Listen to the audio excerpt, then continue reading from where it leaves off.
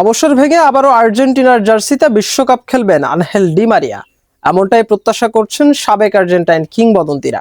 ৩৮ বছরের এই ফুটবল জাদুকর এখনো দারুণ ছন্দে, ফিটনেসও টপ নচে। অনেকেই তাকে এখনো দলের অবিচ্ছেদ্য অংশ হিসেবেই দেখছেন। আসন্ন ফিফা বিশ্বকাপে ডি মারিয়ার ডাক পাওয়ার সম্ভাবনা নিয়ে বিস্তারিত থাকছে প্রতিবেদনে। গ্যালারি কাঁপানো গর্জন, ফাইনালে হৃৎপিণ্ড আকৃতির উদযাপন আর অশ্রুসিক্ত বিদায়। 2024 কোপা আমেরিকার রাতে অনেকেই ধরে নিয়েছিলেন আনহেল ডি মারিয়ার আকাশী অধ্যায় শেষ, কিন্তু সময় যেন অন্য গল্প লিখছে। 38 বছর বয়সেও শৈশবের ক্লাব রোজারিও সেন্ট্রালের হয়ে দাপিয়ে বেড়াচ্ছেন তিনি। সাম্প্রতিক গোল, টানা 2 ম্যাচে অ্যাসিস্ট এবং ধারাবাহিক প্রভাব সব মিলিয়ে জেগে উঠেছে নতুন গুঞ্জন। ক্লাবের 136 বছরের ইতিহাসে 38 পেরিয়ে গোল করা মাত্র চতুর্থ ফুটবলার হয়ে ডি মারিয়া আবারও প্রমাণ করে দিয়েছেন form is temporary but class is permanent.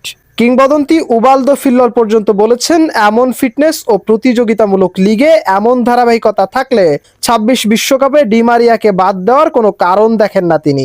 তবে বিতর্ক কম নয়। একদল মনে করেন শিরোপা জিতে বিদায়টাই ছিল নিখুঁত সমাপ্তি।